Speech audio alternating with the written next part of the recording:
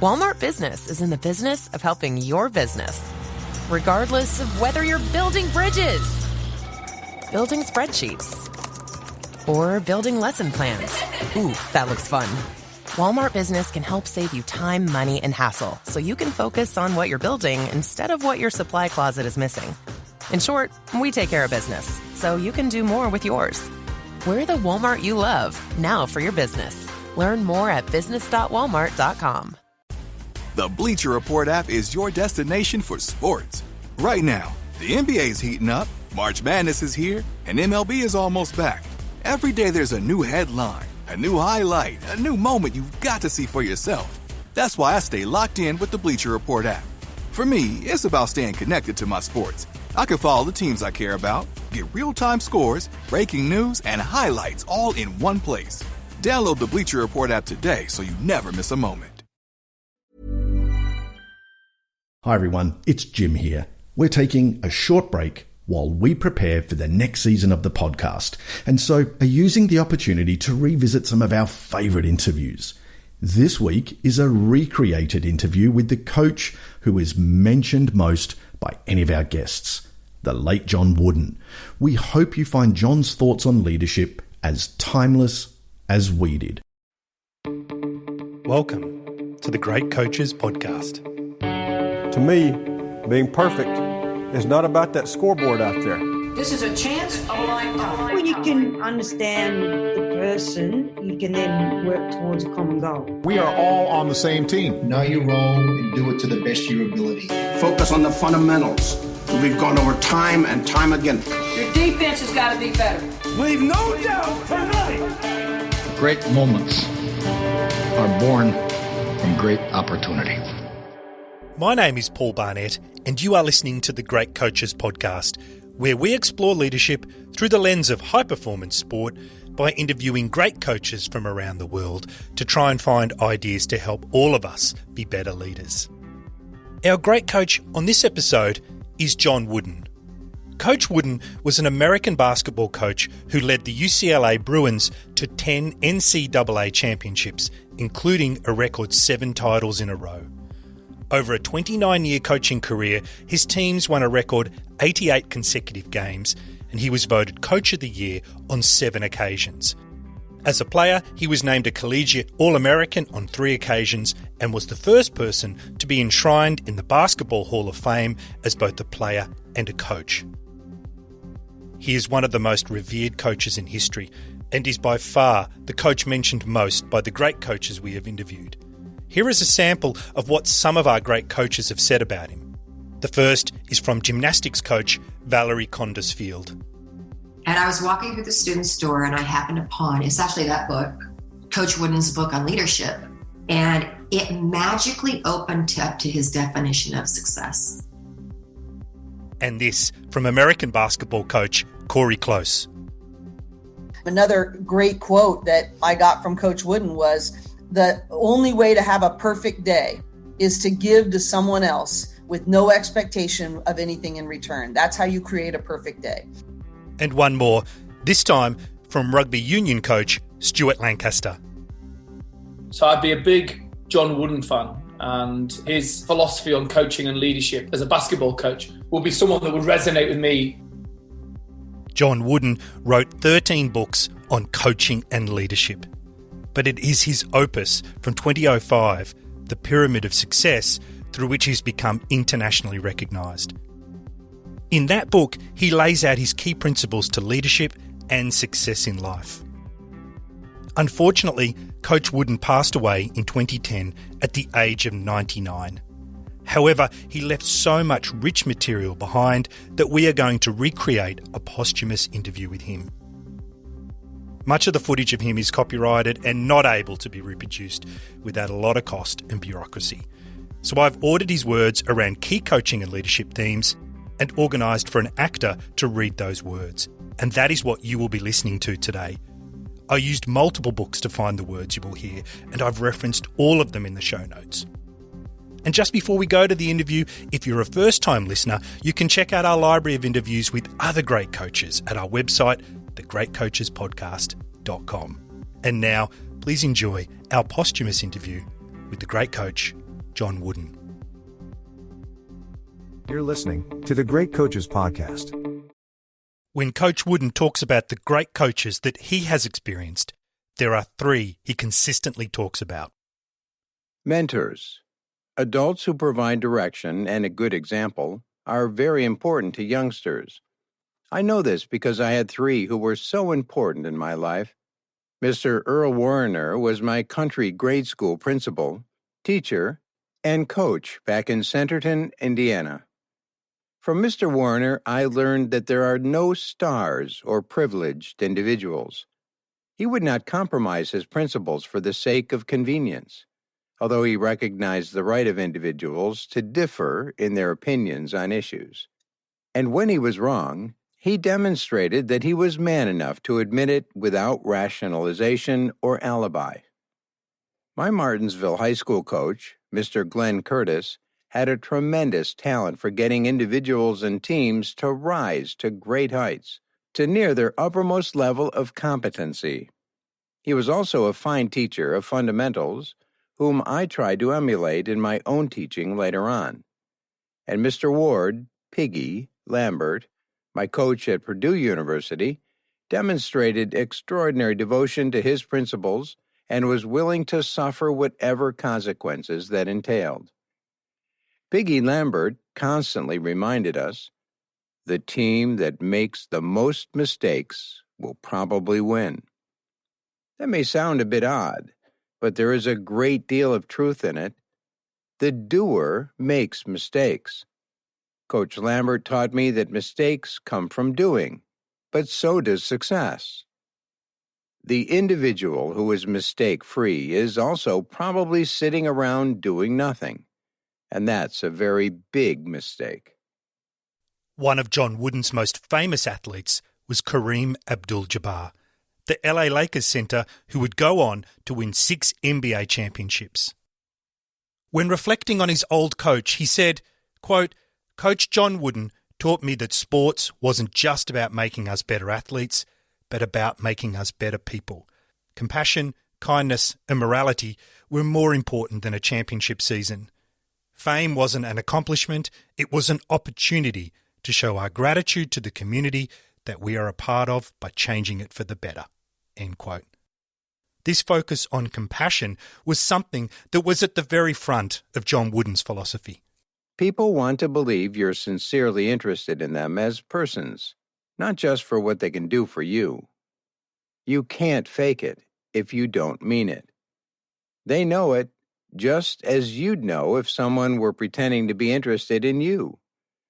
In the workplace, you'll get better cooperation and results if you are sincerely interested in people's families and interests, not simply how they do their job. This will bring productive results.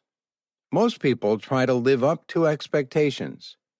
One of the finest things a player could say about me after he left the team was that I cared every bit as much about him as an individual as I cared about him as an athlete. It was important to me because I really did care about them. I often told the players that, next to my own flesh and blood, they were the closest to me. They were my extended family, and I got wrapped up in them, their lives, their problems. There was a great deal of love involved in my coaching. That's what a team should be to a coach. Coach Wooden had a strong sense of belief, and he was able to cultivate it in his teams in such a way that it didn't morph into arrogance. To do this, he would emphasise the need for balance in both the emotional and physical sense. Never believe you're better than anybody else, but remember that you're just as good as everybody else. That's important. No better, but just as good. I attempted to keep that in mind both when we weren't winning national championships and when we were. It helped me avoid getting carried away with myself. Balance is perhaps the most important word for a player or coach to keep in mind. You have to have emotional balance. You have to have physical balance. You have to have mental balance. As coach, I had to teach players individual balance and then the balance of losing themselves in the group for the greater good of the team. Balance means keeping things in proper perspective, not permitting either excessive exuberance or dejection to interfere with preparation, performance, or subsequent individual or team behavior. Balance is important in many aspects of basketball. Besides physical, emotional, and mental balance, we need squad balance, rebounding balance, offensive balance, defensive balance, size balance. Balance, balance, balance. The same thing is true in life. We must have physical, emotional, and mental balance. Balance between making a living and making a home. We must keep things in perspective, both the good and the bad. And we must listen to achieve that balance. Listen and observe at home and work. Balance the work against the play. Achieving balance in life or basketball requires great effort, desire, and alertness. Life is complicated, and it's easy to get things totally out of balance. That's when you have a problem. Coach Wooden was not given to robust oratory, nor was he prone to visionary statements about future dominance or success.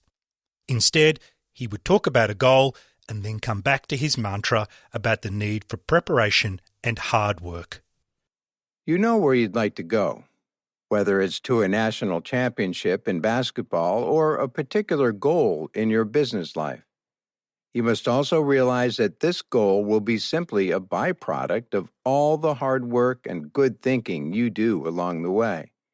Your preparation. The preparation is where success is truly found. Set your compass in a chosen direction and then focus your attention and efforts completely on the journey of that preparation. A successful journey becomes your destination and is where your real accomplishment lies. I believe one of my strengths is my ability to keep negative thoughts out. I'm an optimist. I believe this results from the fact that I set realistic goals, ones that are difficult to achieve, but within reach. You might say I'm a realistic optimist. Goals should be difficult to achieve because those achieved with little effort are seldom appreciated, give little personal satisfaction, and are often not very worthwhile. However, if you set goals that are so idealistic there's no probability of reaching them, you will eventually become discouraged and quit. They become counterproductive. Be a realistic optimist. Question: how can I become an optimist? Answer: proper preparation and attention to details. I believe in the basics, attention to and perfection of tiny details that might commonly be overlooked. They may seem trivial, perhaps even laughable to those who don't understand, but they aren't. They are fundamental to your progress in basketball, business, and life. They are the difference between champions and near champions. Early in his life, John Wooden was introduced to his father's creed, titled 7 Things to Do. These 7 things were: 1. Be true to yourself. 2. Help others. 3. Make each day your masterpiece. 4. Drink deeply from good books, especially the Bible. 5. Make friendships a fine art. 6. Build a shelter against a rainy day. And 7. Pray for guidance and count and give thanks for your blessings every day. Coach Wooden folded these into his own value system, which he was steadfast in communicating to his teams. Be more concerned with your character than your reputation.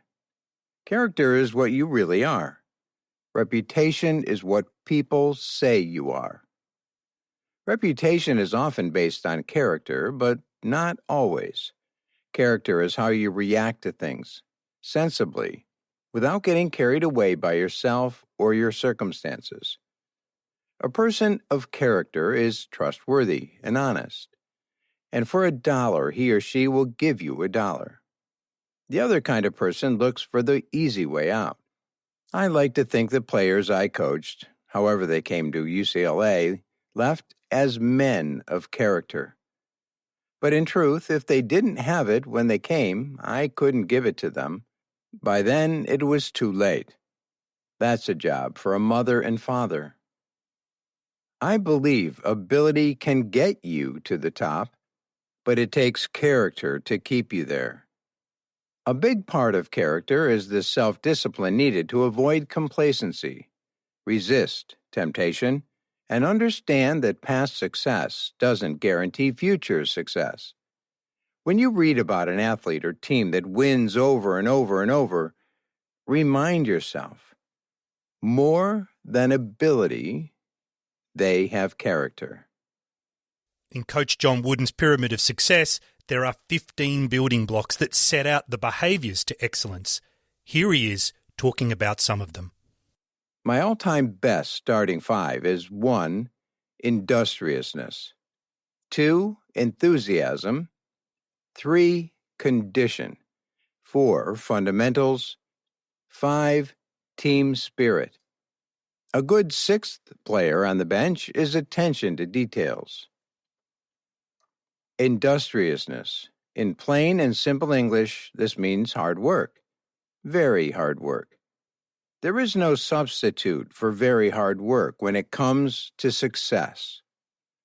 I've not known, heard of, or read about any individual anywhere who achieved real success without working extremely hard. In fact, the great successes we all know about are individuals who almost always have greatly outworked their competition. But hard work is not enough. It must be ignited. Lit a fire by something that will raise it to the extraordinary level required for success. That something is your enthusiasm, which infuses hard work with inspired power that all great competitors have. You must be in physical condition, but you must also have mental and moral condition. All three are components in this block of the pyramid, because you can't have one without the others. Weak mental or moral condition precludes top physical condition. At the very center of the pyramid of success is skill. You have to know your stuff, and that includes a mastery of details. This is true whether you're an athlete, a surgeon, or a CEO. You'd better be able to execute properly and quickly, and that requires skill. As much as I value experience, and I value it greatly, I'd rather have a lot of skill and less experience than the other way around. And team spirit. This block of the pyramid addresses a most important characteristic: selflessness, which is the opposite of selfishness.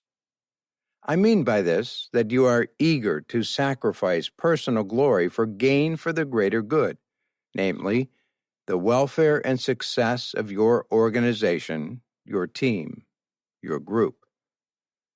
For me, it meant I was constantly searching for that player who would make our team great, rather than someone who was just a great player. There's a big difference, and that difference is what constitutes team spirit.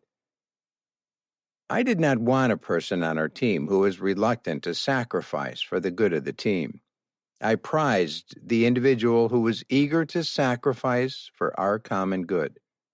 John Wooden expected energy and enthusiasm from his team, and he wanted this drive to come from a place of belief that emanated from the hard work and commitment that his athletes had put in.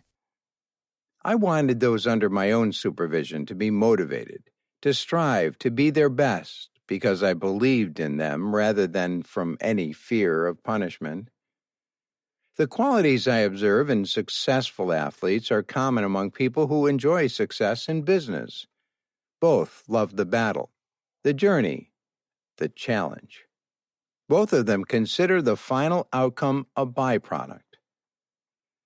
Competitiveness must be focused exclusively on the process of what you're doing rather than the results of that effort, the so-called winning or losing. Otherwise, you may lose self-control and become tight emotionally, mentally, and physically. I think someone who is too competitive as an individual is overly worried about the final score. Therefore, I never mentioned winning or victory to my players. I never referred to beating an opponent. Instead, I constantly urged them to strive for the self-satisfaction that always comes from knowing you did the best you could to become the best of which you are capable. That's what I wanted, the total effort. That was the measurement I used, never the final score. You are in the presence of a true competitor when you observe that he or she is indeed getting the most joy out of the most difficult circumstances. The real competitors love a tough situation. That's when they focus better and function better. At moments of maximum pressure, they want the ball. Walmart Business is in the business of helping your business. Regardless of whether you're building bridges, building spreadsheets, or building lesson plans. Ooh, that looks fun. Walmart Business can help save you time, money, and hassle so you can focus on what you're building instead of what your supply closet is missing. In short, we take care of business so you can do more with yours. We're the Walmart you love, now for your business. Learn more at business.walmart.com. The Bleacher Report app is your destination for sports.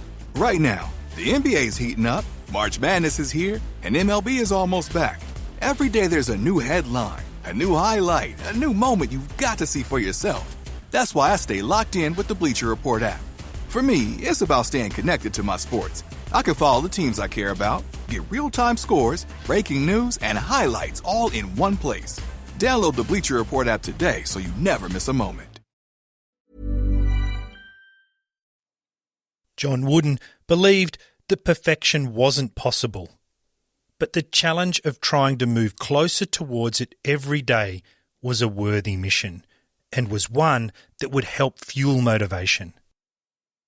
Perfection is what you're striving for, but perfection is an impossibility. However, striving for perfection is not an impossibility. Do the best you can under the conditions that exist. That is what counts. Our teams at UCLA had 4 perfect seasons, but we never played a perfect game. Never played as well as we could. That's perfection. We didn't reach perfection, but we constantly strove toward it. I believe there's nothing wrong with the other fellow being better than you are if you've prepared and are functioning in the way you've tried to prepare. That's all you can do. But there is something wrong if you've failed to measure up to your ability because you haven't prepared. The players were charged with trying to improve a little each day, trying to get closer to becoming their best. I tried to be honest with them and letting them know they wouldn't reach perfection. But I was also honest in saying that I expected them to give everything they had in trying to reach perfection. That's what we work toward. Let's see how close we can get. We won't reach 120% or 110%. But how close to 100% of our potential can we get? That was my challenge to them. How close can we get to perfect? When individuals are sincerely motivated to take up that challenge, the results are astonishing. Try your hardest in all ways, and you are a success, period. Do less than that, and you've failed to one degree or another. I believe this so strongly that I've practiced it as best I could throughout these many years. One of Coach Wooden's most famous players was NBA Hall of Famer Bill Walton.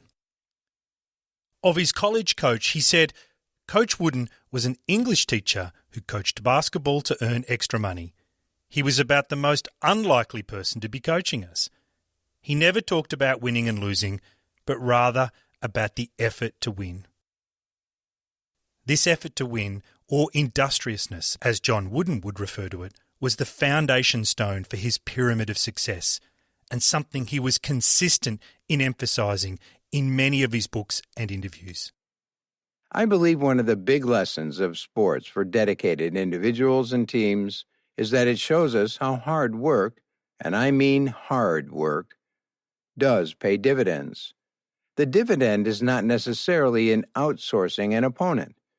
The guaranteed dividend is the complete peace of mind gained in knowing you did everything within your power, physically, mentally, and emotionally, to bring forth your full potential. I see the same self-satisfaction occurring in every area of our lives when we strive mightily to do our best, whether it's working in a business or community or raising a family. The great satisfaction that comes from trying to do your best is the guaranteed dividend. Understand that there is a price to be paid for achieving anything of significance. You must be willing to pay the price. I told my athletes in basketball, I don't care if you're tall, but I do care if you play tall.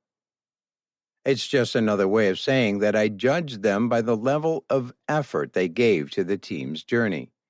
That's the standard of measurement I used. There's no substitute for work. Worthwhile things come only from work. I challenge you to show me one single solitary individual who achieved his or her own personal greatness without lots of hard work. Michael Jordan? More important than his physical ability is the way he has worked hard to improve any weaknesses he had. Jack Nicklaus.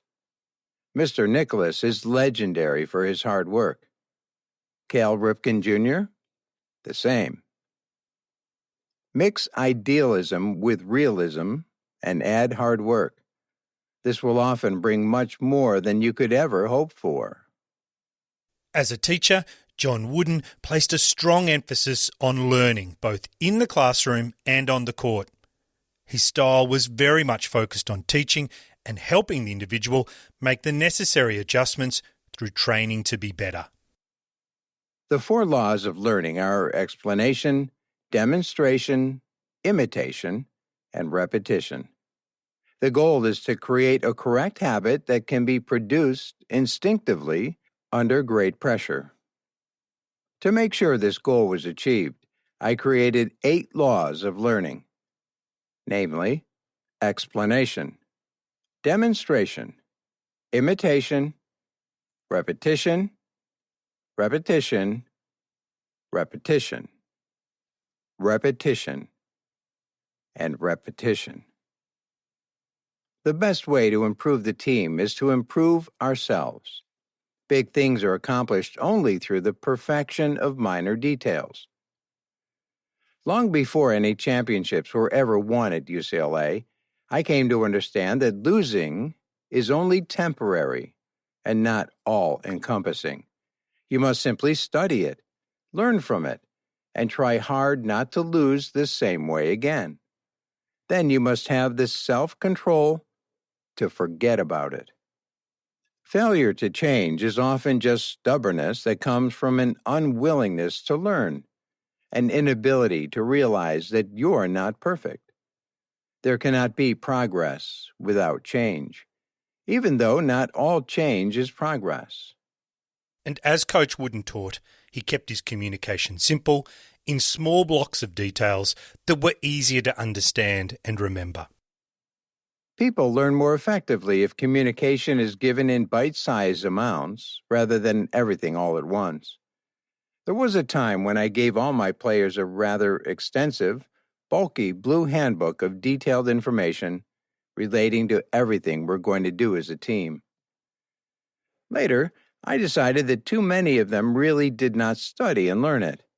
There was a tremendous amount of information, and perhaps it was just overwhelming. I decided to change my approach. Instead, I began passing out information a little at a time. I found this method was productive, but it also required that I use good judgment in the frequency, amount, and type of information I distributed. Instead of a great big heavy book of information, I gave the players individual handouts pertaining to various topics at what I considered to be appropriate times. When I broke the big subject of basketball down into its small bits of information, players were much better able to learn what they needed to learn. They were not overwhelmed by the total body of knowledge. Breaking it down into small, easily consumed parts ensured it would be read, learned, and used most effectively and efficiently. I suspect that this is true anytime a leader, teacher, or coach is attempting to convey lots of information. Coach Wooden also believed in being calm when you delivered your messages. You cannot function physically or mentally unless your emotions are under control. That's why I didn't engage in pregame pep talks to stir emotions to a sudden peak. I preferred to maintain a gradually increasing level of both achievement and emotions rather than trying to create artificial emotional highs. For every contrived peak you create, there's a subsequent valley. I don't like valleys. Self-control provides emotional stability and fewer valleys. And this calmness and sense of perspective was also something he brought to the topic of criticism and praise. I took criticism from outsiders with a grain of salt. I told my players each year, fellows, you're going to receive criticism. Some of it will be deserved, and some of it will be undeserved. Either way, deserved or undeserved, you're not going to like it. You're also going to receive praise on occasion. Some of it will be deserved and some of it will be undeserved. Either way, deserved or undeserved, you're going to like it. However, your strength as an individual depends on how you respond to both criticism and praise. If you let either one have any special effect on you, it's going to hurt us. Whether it's criticism or praise, deserved or undeserved, makes no difference. If we let it affect us, it hurts us. It goes back to what my dad used to say. If you get caught up in things over which you have no control, it will adversely affect those things over which you have control. You have little control over what criticism or praise outsiders send your way. Take it all with a grain of salt. Let your opponent get all caught up in other people's opinions, but don't you do it. Throughout and after his career, John Wooden was sought out for his views on leadership. And of the many books he published in his life, one of his most famous was Wooden on Leadership: How to Create a Winning Organisation. On the cover of that book, it promises that it outlines the mental, emotional and physical qualities essential to building a winning organisation. But at its very core, it's a call to teach and motivate. There's very little difference in technical knowledge about the game of basketball among most experienced coaches. Similarly, in the business world, those in charge usually understand the basics, how to read a financial statement, and so forth. However, there is a vast difference between leaders in their ability to teach and to motivate those under their supervision. Knowledge alone is not enough to get desired results. You must have the more elusive ability to teach and to motivate. This defines a leader. If you can't teach and you can't motivate, you can't lead. When it came to articulating what set some teams apart from others, Coach Wooden would often talk about clarity of role, cooperation, and team spirit. Everyone on the team, from the manager to the coach, from a secondary to an owner as a role to fulfill. That role is valuable if the team is to come close to reaching its potential. The leader must understand this. Every single member of your team needs to feel wanted and appreciated. If they are on the team, they deserve to be valued and to feel valued. Do you want someone on the team who doesn't feel necessary and appreciated? How do they find out unless you let them know? I told players at UCLA that we, as a team, are like a powerful car. Maybe a Bill Walton or Kareem Abdul-Jabbar or Michael Jordan is the big engine. But if one wheel is flat, we're going nowhere. And if we have brand new tires but the lug nuts are missing, the wheels come off. What good is the powerful engine now? It's no good at all. A lug nut may seem like a little thing, but it's not. There's a role that each and every one of us must play.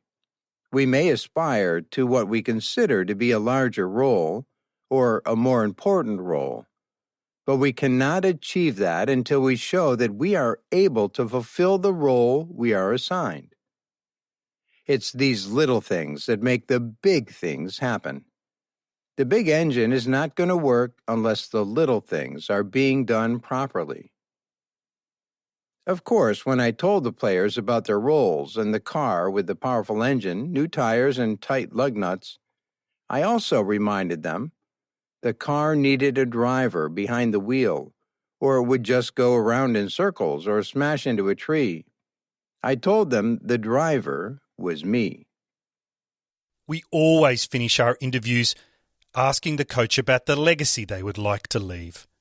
It's a question that often catches people off guard, and they sometimes pause for a moment to reflect. But with Coach Wooden, his focus was so clear that I believe his answer would have been simple and easy for him to articulate. Basketball is just a game. But if I was doing my job as a coach, that game of basketball would help our players by preparing them to do well in life, to reach their full potential as individuals. When they did that, I felt very proud as a coach. That's more rewarding to me than all the championships and titles and awards.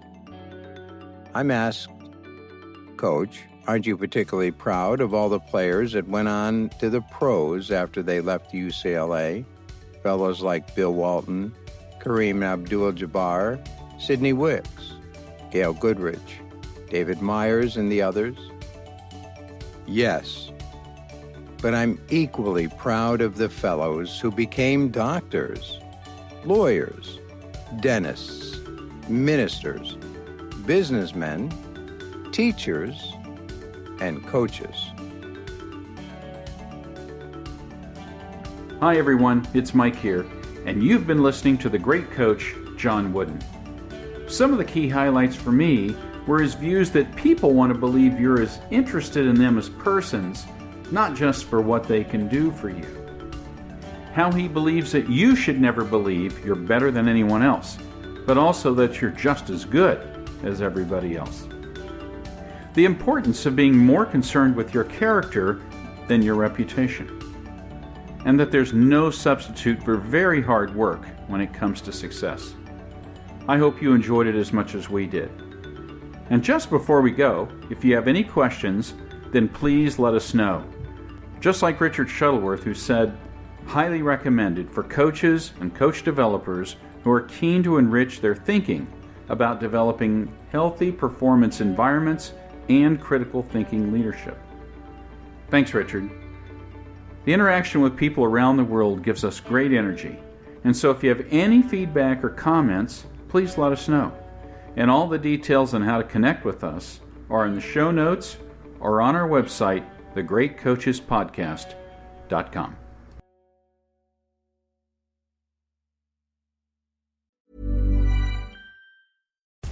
The Bleacher Report app is your destination for sports. Right now, the NBA's heating up, March Madness is here, and MLB is almost back. Every day there's a new headline, A new highlight, a new moment you've got to see for yourself. That's why I stay locked in with the Bleacher Report app.